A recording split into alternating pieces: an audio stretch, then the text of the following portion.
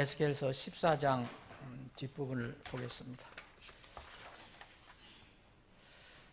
지난번에 10절까지 본 것 같습니다. 자, 11절을 한번 읽어보겠습니다. 11절, 이것은 이스라엘의 집이 다시는 곁길로 나아가 나를 떠나지 아니하게 하고 자기들의 모든 범죄로 더럽게 되지 아니하게 하려 함이며 또 그들이 내 백성이 되게 하고 나는 그들의 하나님이 되려 함이니라. 주 하나님이 말하노라 하라. 우리가 전까지 11절 전까지는 하나님께서 무서운 이런 심판, 징계를 하시겠다는 말씀을 해주셨어요. 근데 11절에는 갑작스럽게 말씀의 분위기가 좀 바뀌어지는 것을 여러분들 보이죠? 무서운 진노의 심판에서 이제 긍휼과 사랑으로 분위기가 바뀌어집니다. 항상 하나님께서 이렇게 심판하시고 징계하시는 이런 일 속에서는 책망하시고 이러신 것은 단순히 감정적으로 하시는 게 아니라 하나님의 의도가 들어가 있습니다. 그것은 하나님의 사랑부터 나오는 은혜입니다. 깨닫고 변화하고 또 곁길로 갔으면 바른 길로 돌아오라 하는 하나님과의 올바른 관계를 회복하기를 원하셔서 이렇게 하시는 겁니다. 민족이든 나라든 개인든 간에. 그래서 어떤 경우 하나님께서 심판의 말씀하실 때, 무서운 징계의 말씀하실 때 항상 하나님으로부터 오는 은혜가 있다, 희망이 있다는 것을 우리가 잊어서는 안 됩니다. 아직 그분의 은혜는, 여기 굉장히 어두운 그런 환경이지만 그분의 은혜는 아직 거기에 지금 있습니다. 하나님의 역사하심은 그분의 무궁한 사랑에 의해서 이루어집니다. 우리나라 역사도 그분이 사랑하시고 우리나라를 괴롭히고 또 무슨 정말 감정적으로 처리하시는 게 아니고 하나님이 거룩하시고 무슨 분명한 공의의 뜻을 이루시기 위해서 하시는 것이라고 저는 믿습니다.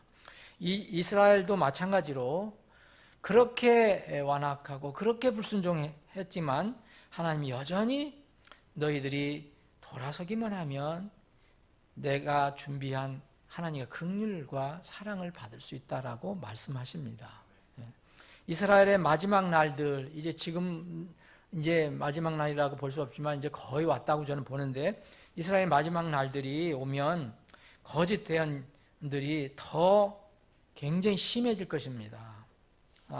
근데 그렇게 되는 것은 어떤 면이면 그 민족이 마지막에 남은 자들이 회개하고 정화돼 갖고 하나님 앞에 나오기 위한 그런 과정이라고 생각합니다. 하나님의 그 계획 가운데, 대언 가운데 그것이 이렇게 정해져 있습니다. 그 이스라엘 민족은 정화돼야 되고 정결하기 전까지는 하나님께 나올 수가 없습니다. 그래서 이러한 거짓 대언이 융성해지는 것은 이제 그들이 심판을 받고 이제 정화되는 그런 과정이라고 볼 수가 있습니다. 이스라엘은 이제 에스겔이 대언한 말씀에 전혀 그러나 반응을 보이지 않았어요. 계속 악한 길을 고집해서 계속 갑니다. 결국 그래서 하나님의 심판이 이제 비켜갈 수 없다라고 얘기합니다. 여기 11절에만 잠깐 빛이 비쳤다가 또 12절부터는 또 하나님께서 그렇게 말씀하십니다.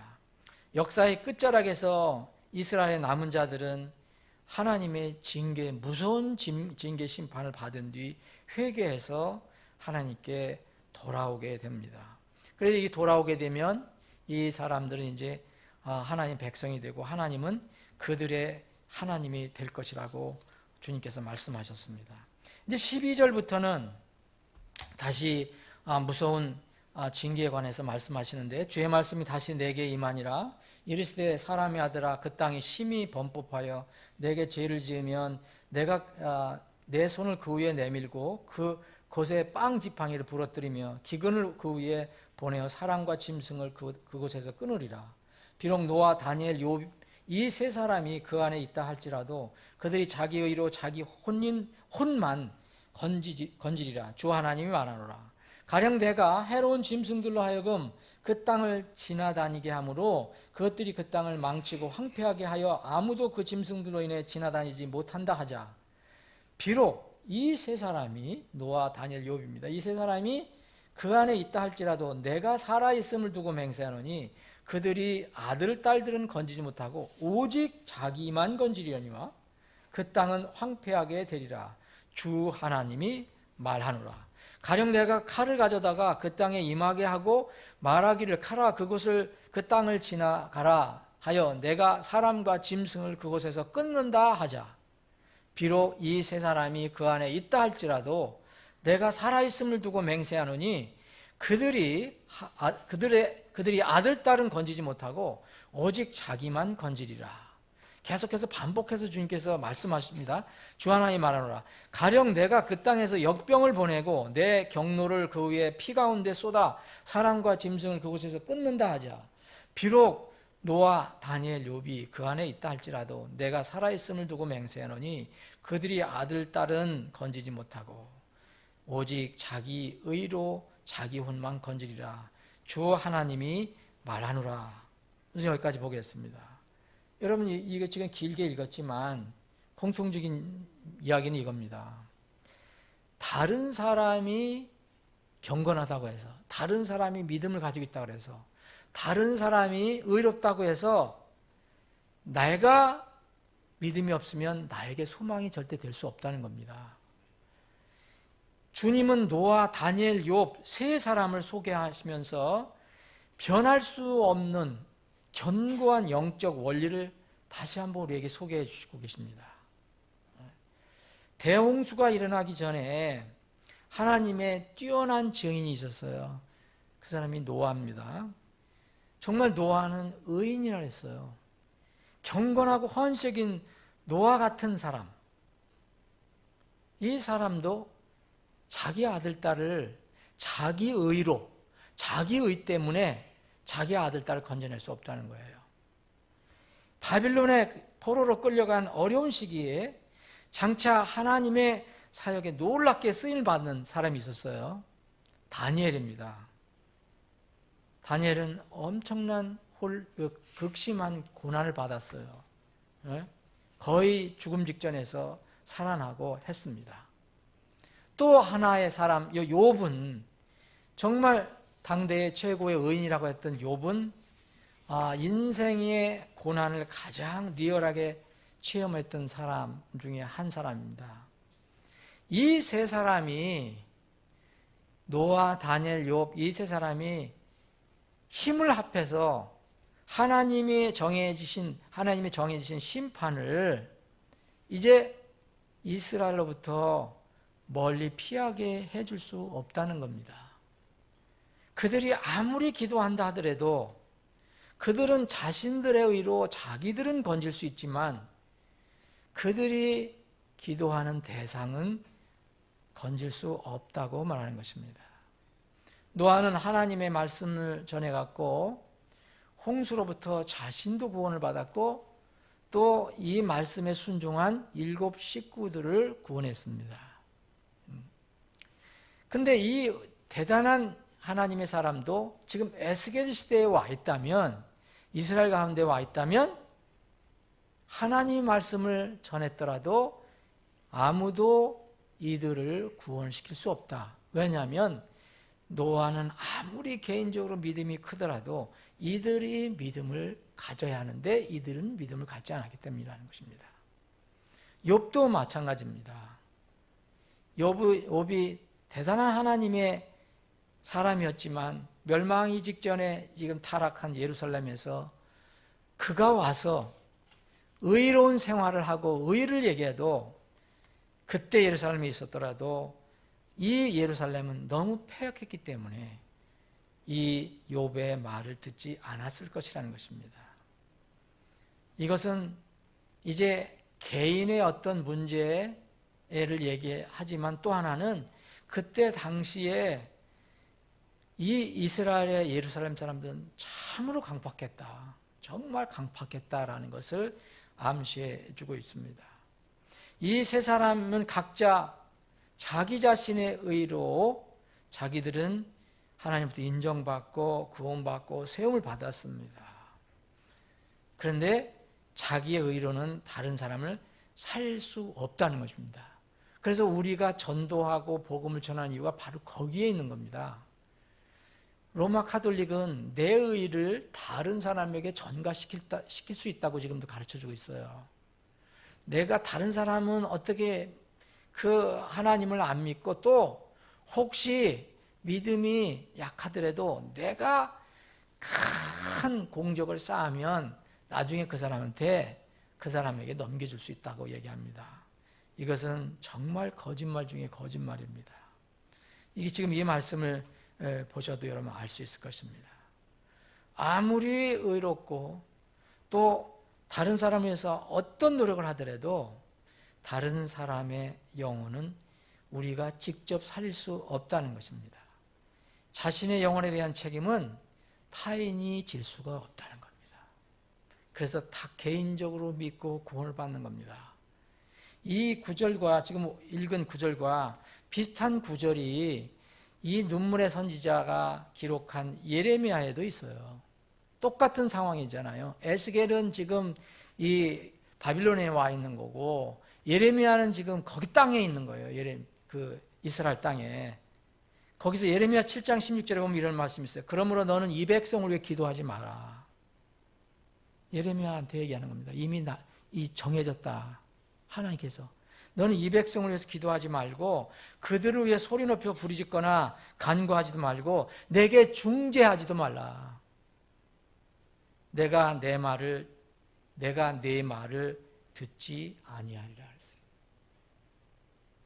예레미야 15장 1절에 또 이런 말씀이 있습니다. 그때 주께서 내게 이르시되 모세와 사무엘이 내 앞에 서 있다 할지라도 내 생각은 이 백성을 향하여 기울 수 없나니 그들을 내 앞에서 쫓아내고 나가게 할지어다.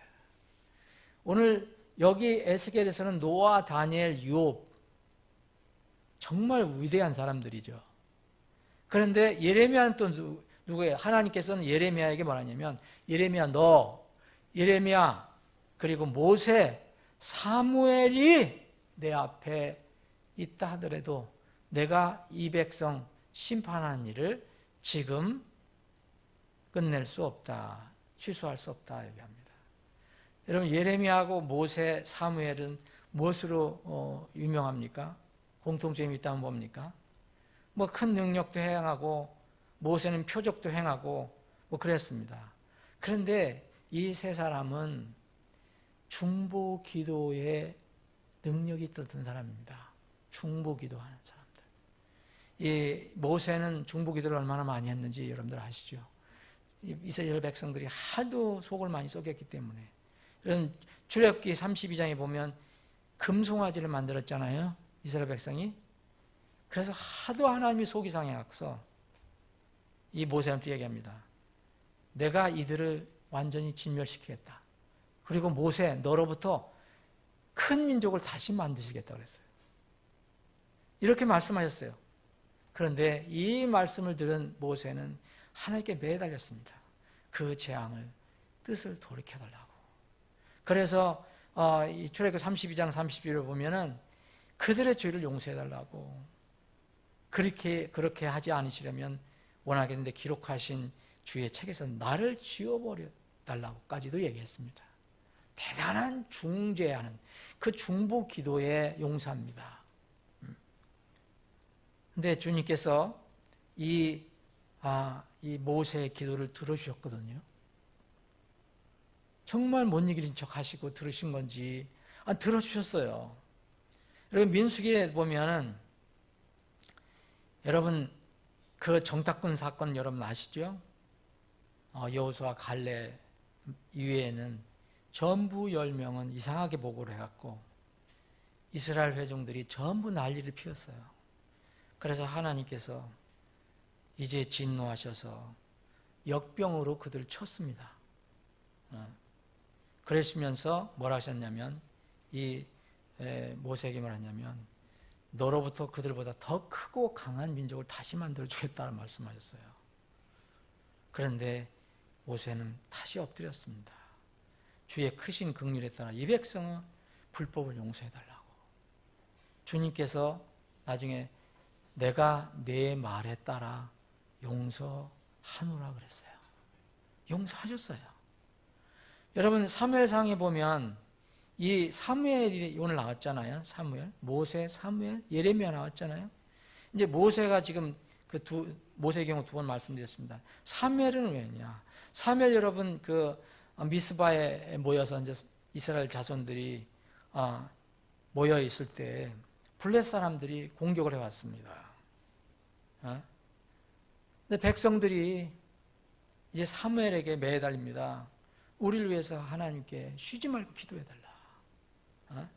그래서 그 하나님이 우리를 구원하게 해달라. 우리가 무슨 힘이 있어서 블레셋을 이길 수 있겠냐.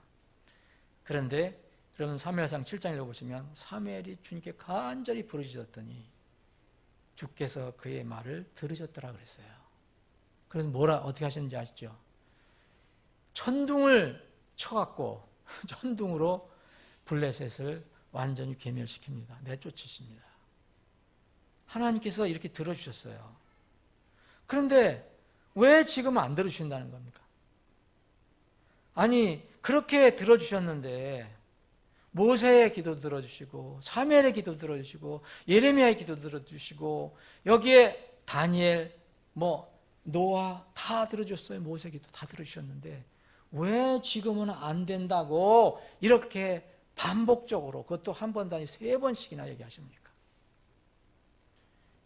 여러분 이게 말씀이 어떤 사람은 그래서 하나님을 오해해갖고 자유주의자나 성경을 어떻게든지 걸고 넘어지려고 하는 사람들은 하나님은 앞뒤가 안 맞는다 이렇게 얘기해요. 진짜 그렇게 보면 앞뒤가 안 맞는 것이 보이잖아요.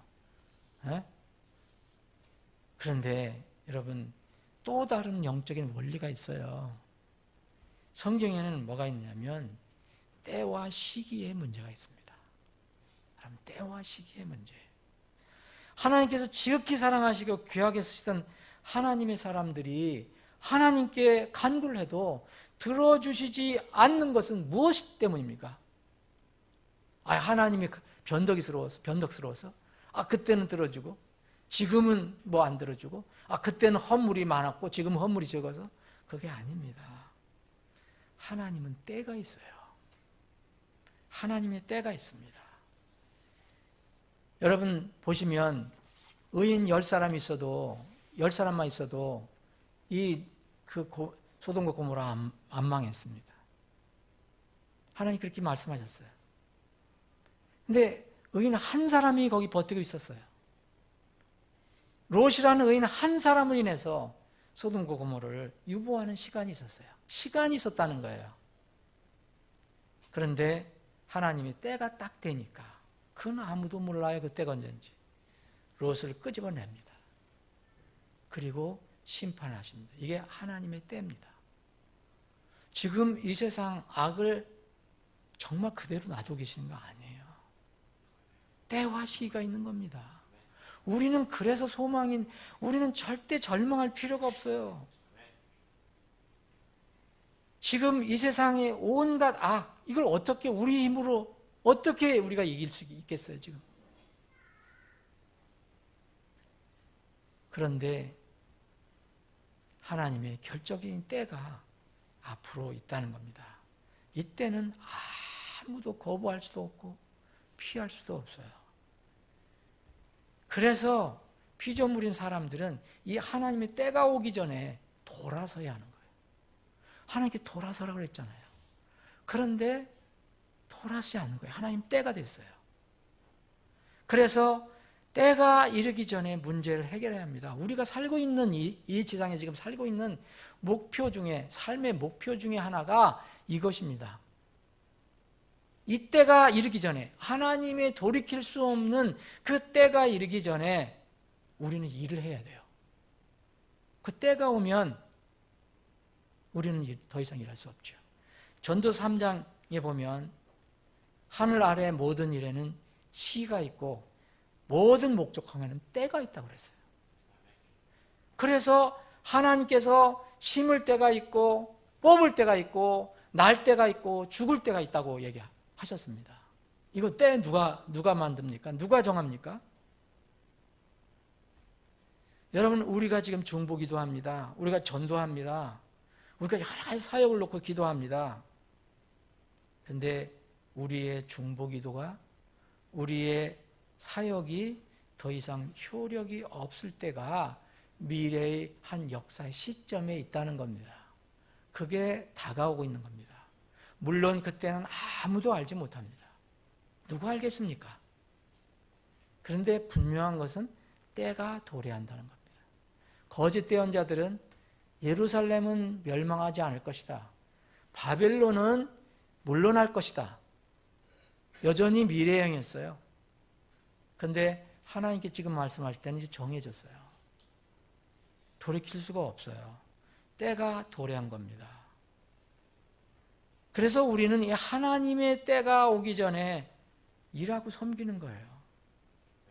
노아는 그 홍수가 쏟아지기 전까지만 일을 한 거예요. 노아는 그의 가족을 살릴 수 있는 그릇으로 그 기간까지만 쓰임받은 겁니다. 다니엘은 그의 친구들을 위해서 쓰임받은 때가 있었어요. 욥은 불행하게도 자기 자식들은 갑자기 재앙으로 죽었지만 자기를 이해하지 못하고 이상한 궤변만 했던 그 친구들을 하나님께서 징벌을 내리시려고 할 때 이 욥이 대신 간구함으로 이 친구들의 징벌을 면제시켜줘야 됐습니다. 그 징벌에서 구원했어요. 쓰임받은 것입니다. 그런데 이들도 여기서는 얘기합니다. 노아, 다니엘, 욥이 더 이상 일할 수 없다 얘기합니다. 너희들 구원만 받으라 얘기하시는 겁니다. 하나님이 정하신 때가 오면 정말 아무도 일할 수 없습니다. 하늘의 문이 닫히기 전에 우리가 가지고 있는 인생의 근본 문제를 해결해야 한다는 거예요. 그걸 해결하고 그 안에 들어가야 합니다. 이 땅에서는 사는 동안 분명히 밤이 오거든요. 지금 밤이지만 이 역사의 밤이 와요. 이 밤이 오기 전에 주님께서는 일을 하라 그랬어요. 일단 밤이 오면 그때는 우리가 해도 아무 소용이 없으니까 안식으로 들어가야 합니다. 빨리. 낮일 때 내가 반드시 나를 보내신 분의 일들을 하여하리라. 낮일 때 밤이 오면 아무도 일할 수 없는 일을 했어요. 그래서 지금 오늘 이달 금년에 주님은 일을 하라는 겁니다. 지금 바로 오늘 바로 흔들리지 말고 굳게 서서 항상 주의 일을 넘치게 하라고 말씀하시는 겁니다.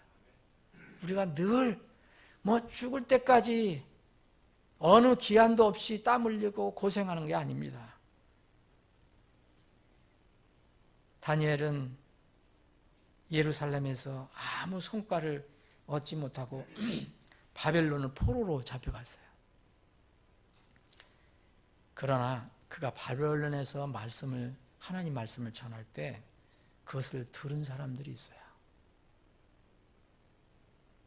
느부갓네살 왕도 그들 중에 한 사람입니다.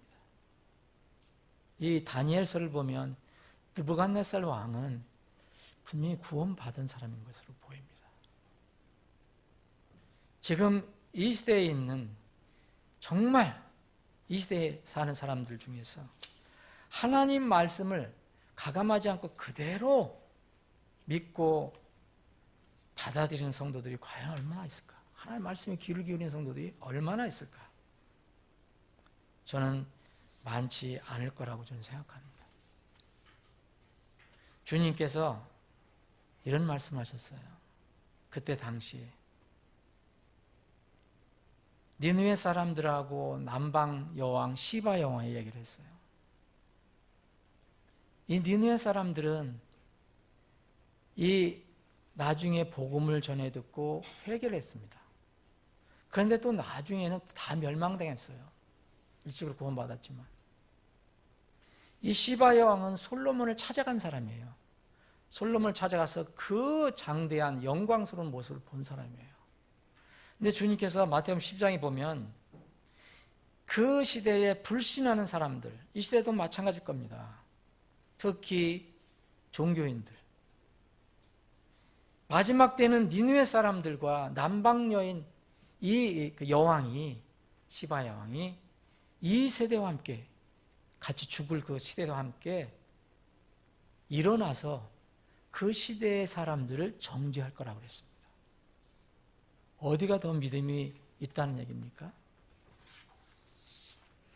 지금 우리는 이 시대에 기독교란 이름을 가지고 있는 사람도 있고 교회도 있지만 정말 나중에는 이런 상황이 벌어질지도 모릅니다.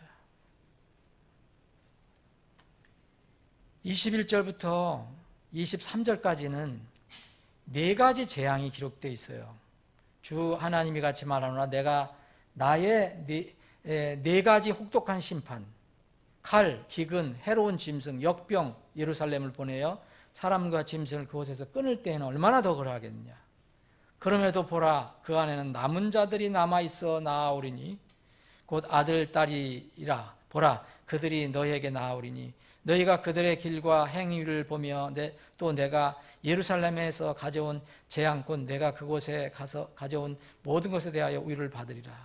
너희가 그들의 길과 그들의 행위를 볼 때에 그들이 너희를 위로하리니 내가 그 안에서 행한 모든 일을 까닭없이 행하지 아니하였음을 너희가 알리라. 주 하나님이 말하노라. 남은 자가 있을 것이라고 얘기합니다. 그런데 여기에 21절에 보면 칼과 기근과 해로운 짐승과 역병을 예루살렘에 보내서 심판하겠다. 이 네 가지 재앙에 대해서 성경에 종종 나옵니다.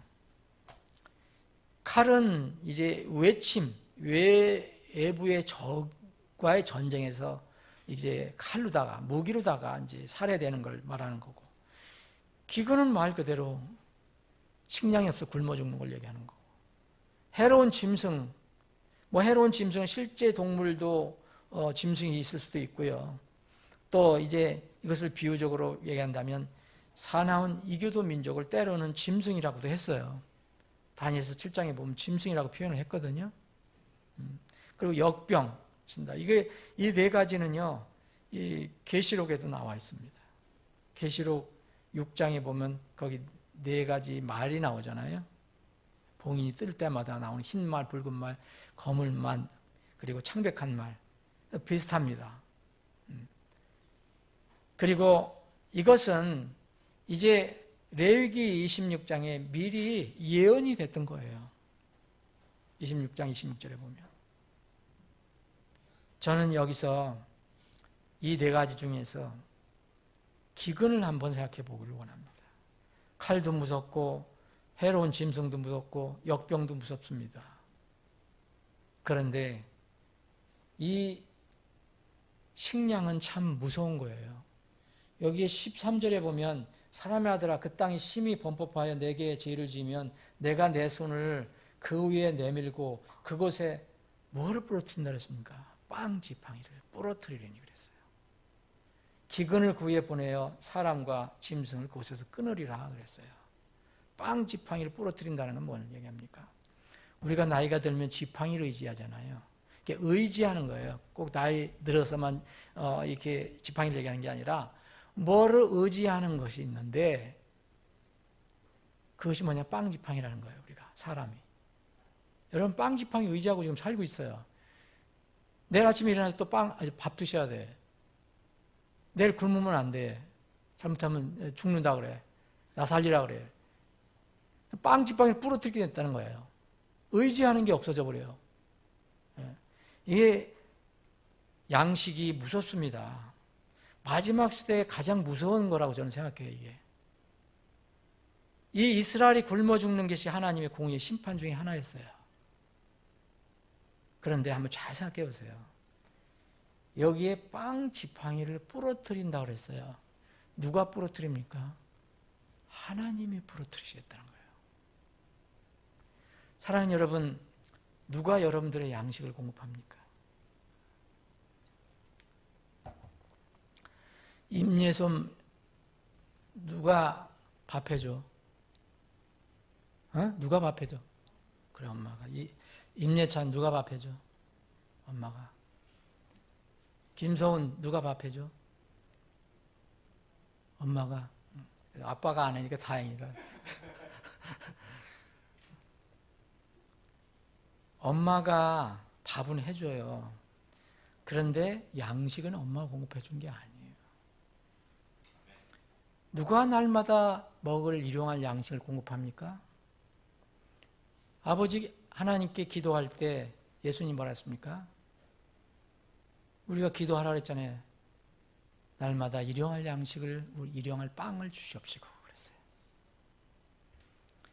여러분, 아버지, 어머니, 엄마, 또 남편은 아내가 밥 해준다라고, 또 아내는 남편이 돈 벌어오니까 우리에게 식량 공급해 준다라고.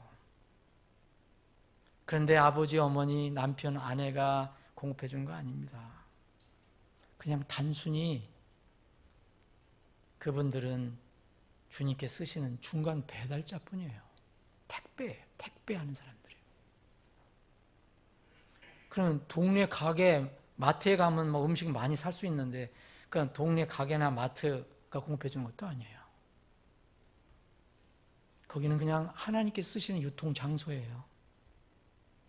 그럼 농부가 쌀 줘서 보내주니까 농부? 돼지 기르는 축산농가가 공급해 주는 거 아닙니다. 하나님께서 그 사람들을 다 중간 공급자, 심부름꾼으로만 쓰는 거예요.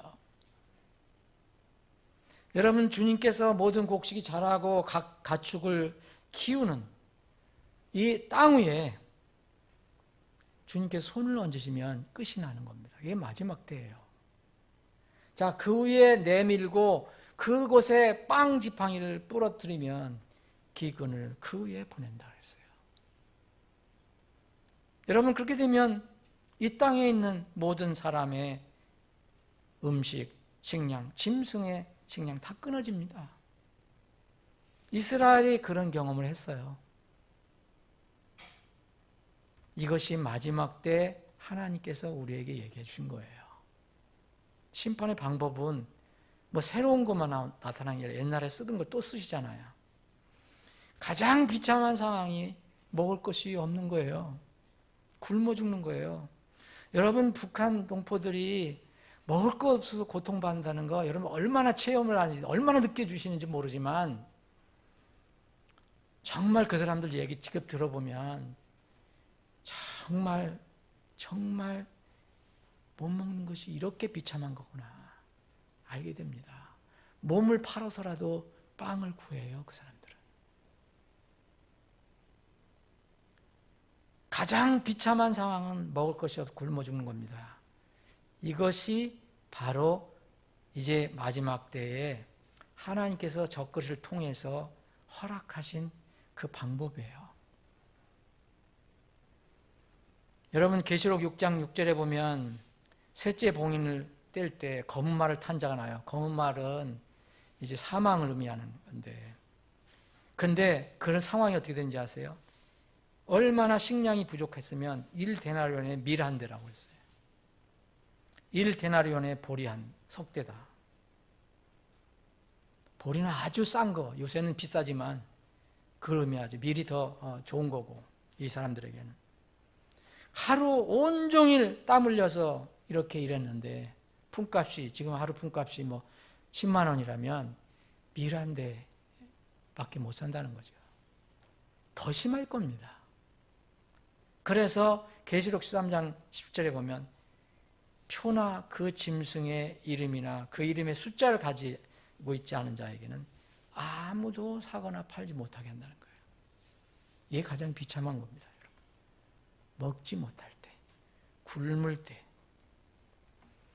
이것을 이스라엘 백성에게 심판의 도구로 쓰셨어요.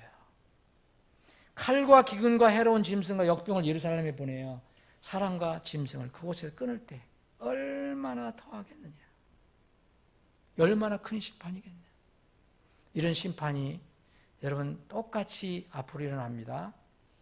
칼, 기근, 해로운 짐승은 이교도나 외적으로 얘기한다면, 그리고 역병, 주님께서 말씀하신 마지막 때에 이런 징조가 나타난다는 것이 다 여기 들어가 있습니다. 말씀을 이제 정리합니다. 여러분, 오늘 이 말씀을 통해서 최소한 몇 가지를 한번 생각해 보셔야 됩니다. 왜 우리가 전도를 하고 선교를 하는가? 여러분들은 구원을 받고 의인이 됐지만 다른 사람들은 그들 스스로 그들의 의로다가 믿음으로 구원을 받아야 합니다. 근데 그들은 모르고 있어요. 그게 바로 전도 선교의 우리가 목적이에요. 여러분들이 그들을 위해서 기도하고 그들에게 복음 쪽지를 하나 전해주는 것, 바로 그겁니다. 여러분들이 아무리 그들의 이름으로 가헌금을 많이 해도 아무 소용없어요. 그거는 카톨릭 예산에 해당되는 거고. 그래서 전도를 하라는 겁니다. 여러분이 가장 사랑하는 가족이 있을 거 아닙니까? 가장 사랑하는 가족을 누가 건져냅니까? 사실은 본인이 스스로 믿음을 가져야 되는데 본인이 모르니까 우리가 돕는 거예요. 그게 전도 선교예요. 그게 가장 절박한 겁니다. 이것을 우리가 노아, 다니엘과 욥이 돼서 하자 이거예요. 사무엘이 돼서 하자. 예레미야가 돼서 그렇게 하자. 모세가 되어서 그렇게 하자. 그런데 때가 되면 이제 이걸 못할 때가 온다는 거예요. 전도를 더 못할 때가 옵니다. 그 전까지 정말 부지런히 기도하고 우리가 선교를 해야 됩니다. 아버지 하나님, 오늘도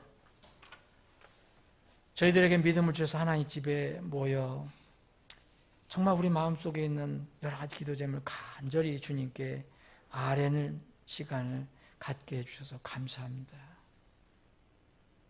저희들의 기도는 계속됩니다. 나라 민족을 위해서 저희들의 기도는 쉬지 않습니다. 단순히 흥분하고 또 소리를 지른다고 이 나라, 이 민족의 앞일이 해결되는 것이 아닙니다. 오직 이 나라, 이 민족의 역사를 주고 계신 주님께 엎드려 기도합니다. 모세의 그 간절한 중보 기도를 들어주셔서 응답하신 주님, 다니엘의 기도를 들어주신 주님, 사무엘의 기도를 들어주신 주님, 모세의 기도를 들어주신 주님, 노아의 기도를 들어주신 주님, 저희들의 기도를 들어주시길 원합니다. 저희들은 너무나 잘 알고 있습니다. 하나님의 때가 되면 저희들은 더 이상 기도할 수도 없고 더 이상 일할 수도 없다는 것을 압니다. 그 하나님의 때가 오기 전에 저희들이 주님의 도구로 열심히 쓰임받을 수 있도록 저희들을 사용해 주시옵소서. 우리 교회를 사용해 주시옵소서. 우리 사랑하는 지혜들이 여러 가지 기도 제목을 가지고 나왔습니다. 지금 기도할 때 그 기도를 들어주시고 응답해 주시옵소서. 거룩하신 예수님의 이름으로 기도하옵나이다.